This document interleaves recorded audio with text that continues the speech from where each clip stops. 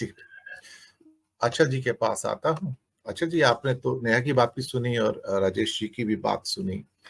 कहीं न कहीं हमारा जो ग्रॉस फेलियर है, जबकि हालाँकि हमारी ऑफिशियल पॉलिसी का नाम मोदी जी ने नेबर फर्स्ट रखा, लेकिन नेबर फर्स्ट का मतलब उसके आगे क्या था कि हैमर द नेबर फर्स्ट, कि उसको किल कर दो आप पहले और उसको सबऑर्डिनेट बना लो, या इन सब राष्ट्रों को, क्योंकि बहुत छोटे हैं तो इनको क्या मतलब ऐसे अपने मुख्यमंत्री की तरह आप ट्रीट करोगे क्या?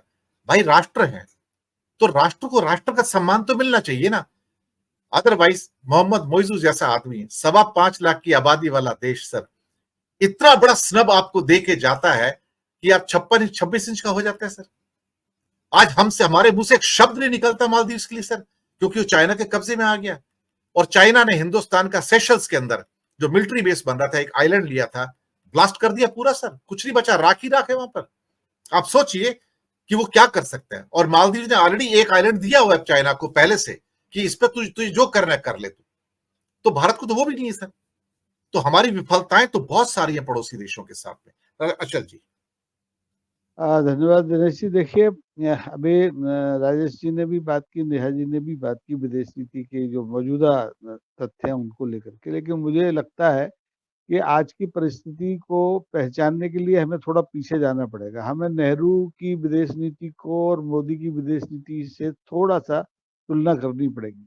नेहरू जी ने जब विदेश नीति बनाई तो उस समय बड़ी मुश्किलों से जो आज़ादी हमें हासिल हुई थी, जो संप्रभुता हमने बनाई थी, जो क्षेत्रीय अखंडता के लिए हमें लड़ना था, वो सब हमारी प्राथमिकताएं थी। तब हमें देश का, विश्व का गुरु नहीं बनना था। हम सबसे दोस्ती चाहते थे, सबसे सम्मान चाहते थे। और वो स्थिति नहीं थी कि हम ये कहेंगे कि ये छोटा राष्ट्र, इसकी औकात क्या है, वो बड़ा राष्ट्र, उसकी औकात क्या है। हम तो गुटनिरपेक्ष नीति और पंचशील के सिद्धांत बना के आगे चले थे और उसमें बहुत कामयाब रहे। लेकिन जब हम मोदी युग में आते हैं तो आपने कहा कि जैसे कि नेवर फर्स्ट वाली नीति है, तो वो जो देश के अंदर कहते हैं ना, सबका साथ सबका विकास करेंगे, और वो सब कुछ सब में कितने लोगों को छोड़ देते हैं।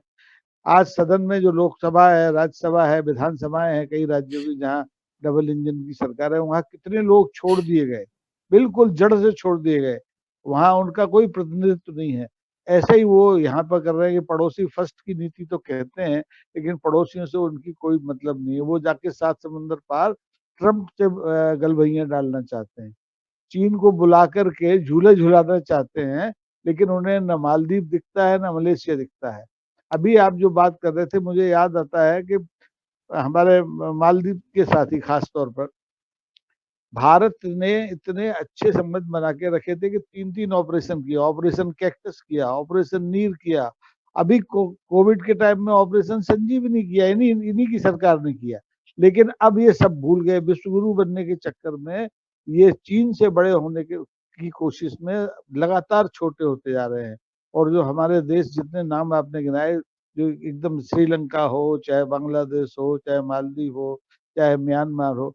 अब म्यांमार के की जिक्र मैं करूं तो वहां से जब वहां पर सैनिकों का आतंक हुआ, सैनिक शासन ने वहां बड़ी मात्रा में रोहिंग्यों के घर जला दिए, बस्तियां जला दी, और वो लोग भाग कर आए, तो आपने उनको शरण देने की जगह उनको खदेड़ने की कोशिश की। और अभी जम्मू कश्मीर में आप वही कर रहे हैं। अभी 3 दिन पहले से आपने वो अभियान चलाया है। तो आप वो भी जो सर, राम अचल जी, राज वहां की, पे पहली बार ऐसा हुआ कि मोदी ने विरोध किया कि तुम जो म्यांमार से रिफ्यूजी आ रहे हैं, जो अपना क्या कहते हैं जाति के हैं सारे, जो कुकी एक ही समुदाय है सारा, जो बांग्लादेश, इंडिया और म्यांमार में है।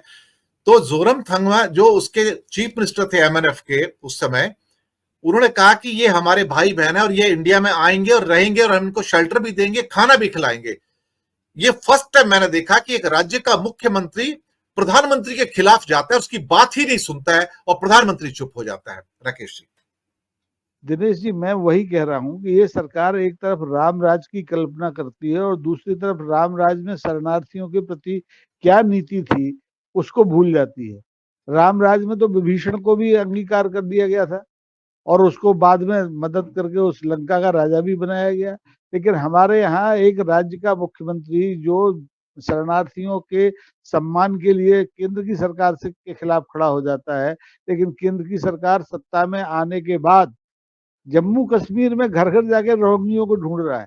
जैसे कि वो विलायत मतलब एकदम उनका कोई रक्त संबंध हिंदुस्तान की जनजातियों से रहा ही नहीं है। तो जब आप उल्टे पांव चलेंगे तो यही स्थितियां बनेंगी कि आपको छोटे से छोटा देश आंख दिखाने की स्थिति में आ जाएगा। और स्थितियां ये आ जाएंगी कि जैसे आप तरसा रहे हैं किसी को, नेपाल को चावल के लिए आप तरसा रहे हैं, नेपाल के लोग जो गोरखा जो हमारी रेजिमेंट है, कितनी पुरानी रेजिमेंट है, उसमें भर्ती के लिए आपने पाबंदियां तरह तरह की खड़ी कर दी हैं। उनके आप मतलब पीठ पे लात मारे तो समझ में आता है, वार करें तो समझ में आता है। आप पेट पर वार कर रहे हैं अपने उन पड़ोसियों के जिनसे आपके एक आध दशक के संबंध नहीं है, शताब्दियों पुराने संबंध है। रोटी बेटी के संबंध रहे हैं कई देशों से। तो ये हमारे पड़ोस श्रीलंका से आप देखिए, भावनात्मक रूप से हमारे बहुत लोग जुड़े हुए हैं। यही नेपाल के साथ स्थिति है। लेकिन विश्व गुरु बनने के फेर में हम सब फेल हो चुके। और विदेश नीति ही फेल नहीं हुई, इनका विदेश में आप अगर नियुक्तियों का सिलसिला देख लें, सुषमा स्वराज को इन्होंने जीरो बना के रखा। वीके सिंह की को केवल इतनी ड्यूटी रही कि वो जाए हवाई जहाज लेके और कहीं फंसे हुए हमारे लोग हैं उनको लेके आ जाए। बाकी सारी विदेशी नीति पर नियंत्रण मोदी जी करेंगे, नागपुर से तय होगा। अभी आज की तारीख में एस जयशंकर क्या कर रहे हैं? एस जयशंकर ने इन छोटे राज्यों से संबंध सुधारने के लिए कौन सी पहल कर दी, ये अगर संसद में ही कोई पूछ लेता तो बताने वाला कोई नहीं था, क्योंकि कोई कोशिश ही नहीं हुई। वहां तो कोशिश ये हो रही कि हम ट्रंप का प्रचार करने जाएंगे, हम ऑस्ट्रेलिया से बिगाड़ कर लेंगे, जहाँ के हमारे लाखों लोग लगातार कनाडा में जाकर के रोजगार पा रहे हैं, राजनीति में हिस्सेदारी कर रहे हैं, वहां की सत्ता में भागीदारी कर रहे हैं। आप उनसे संबंध बिगाड़ रहे हैं। तो अब तो इन लोगों का भगवान ही मालिक है। भगवान सद्बुद्धि दे कि हमारे पड़ोसियों से हमारे संबंध और ज्यादा खराब ना हो, जो कि हमारी संप्रभुता के लिए, हमारी एकता अखंडता के लिए खतरा बन जाए। जी, दिनेश। जी। बिल्कुल आपने अच्छी बात कही और सही बात कही। अनिल जैन जी, स्थितियां